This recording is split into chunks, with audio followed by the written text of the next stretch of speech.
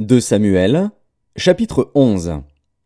L'année suivante, au temps où les rois se mettaient en campagne, David envoya Joab, avec ses serviteurs et tout Israël, pour détruire les fils d'Ammon et pour assiéger Rabat. Mais David resta à Jérusalem. Un soir, David se leva de sa couche, et, comme il se promenait sur le toit de la maison royale, il aperçut de là une femme qui se baignait et qui était très belle de figure. David fit demander qui était cette femme, et on lui dit, « N'est-ce pas Bathsheba, fille d'Éliam, femme d'Uri, le Héthien ?» Et David envoya des gens pour la chercher. Elle vint vers lui, et il coucha avec elle. Après s'être purifiée de sa souillure, elle retourna dans sa maison. Cette femme devint enceinte, et elle fit dire à David, « Je suis enceinte. » Alors David expédia cet ordre à Joab, « Envoie-moi Uri, le Héthien. » Et Joab envoya Uri à David. Uri se rendit auprès de David, qui l'interrogea sur l'état de Joab, sur l'état du peuple et sur l'état de la guerre. Puis David dit à Uri, « Descends dans ta maison et lave tes pieds. » Uri sortit de la maison royale, et il fut suivi d'un présent du roi. Mais Uri se coucha à la porte de la maison royale, avec tous les serviteurs de son maître, et il ne descendit point dans sa maison. On en informa David, et on lui dit, « Uri n'est pas descendu dans sa maison. » Et David dit à Uri, « N'arrives-tu pas de voyage? Pourquoi n'es-tu pas descendu dans ta maison? » Uri répondit à David, « L'arche et Israël et Juda habitent sous des tentes. Mon seigneur Joab et les serviteurs de mon seigneur campent en rase campagne, et moi j'entrerai dans ma maison pour manger et boire et pour coucher avec ma femme.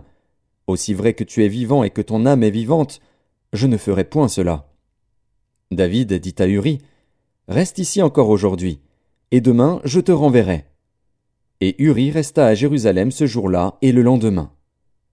David l'invita à manger et à boire en sa présence, et il l'enivra. Et le soir, Uri sortit pour se mettre sur sa couche, avec les serviteurs de son maître, mais il ne descendit point dans sa maison. Le lendemain matin, David écrivit une lettre à Joab et l'envoya par la main d'Uri.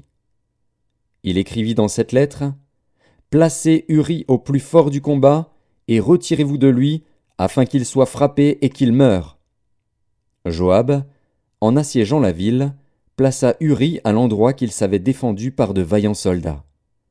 Les hommes de la ville firent une sortie et se battirent contre Joab. Plusieurs tombèrent parmi le peuple, parmi les serviteurs de David, et Uri, le Héthien, fut aussi tué. Joab envoya un messager pour faire rapport à David de tout ce qui s'était passé dans le combat.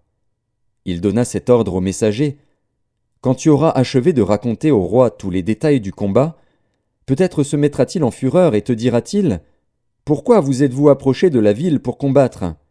Ne savez-vous pas qu'on lance des traits du haut de la muraille? Qui a tué Abimélec, fils de Jérubéchet? N'est-ce pas une femme qui lança sur lui du haut de la muraille un morceau de meule de moulin, et n'en est-il pas mort à Thébets? Pourquoi vous êtes-vous approché de la muraille?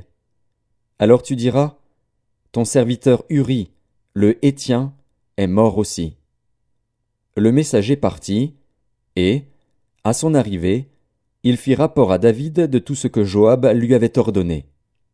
Le messager dit à David, « Ces gens ont eu sur nous l'avantage. Ils avaient fait une sortie contre nous dans les champs, et nous les avons repoussés jusqu'à l'entrée de la porte. Les archers ont tiré du haut de la muraille sur tes serviteurs, et plusieurs des serviteurs du roi ont été tués, et ton serviteur Uri, le Héthien, est mort aussi. » David dit au messager, « Voici ce que tu diras à Joab. Ne sois point peiné de cette affaire, car l'épée dévore tantôt l'un, tantôt l'autre. Attaque vigoureusement la ville et renverse-la. Et toi, encourage-le. » La femme d'Uri apprit que son mari était mort, et elle pleura son mari. Quand le deuil fut passé, David l'envoya chercher et la recueillit dans sa maison. Elle devint sa femme, et lui enfanta un fils. Ce que David avait fait déplut à l'Éternel.